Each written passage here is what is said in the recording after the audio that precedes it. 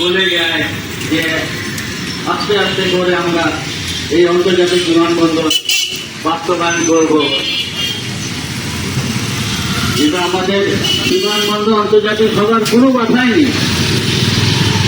আজকে আমাদের রাস্তা দাঁড়াতে হয়েছে, এটা আমাদের দুর্ভাগ্য।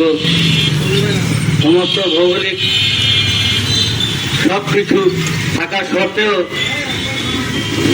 আমাদের বাধা আসতেছে। তো আমার সরকারের কাছে বিশেষ অনুরোধ, অতি শীঘ্র জমি অঙ্কন হয়ে গেছে, এটা অতি সত্বর বাস্তবায়ন করার জন্য সরকারের কাছে বিশেষ আবেদন করছি যে আমাদের সৈয়দপুরকে অতি সত্বর আন্তর্জাতিক বিমানবন্দর করার জন্য। সবাইকে আসসালামু আলাইকুম।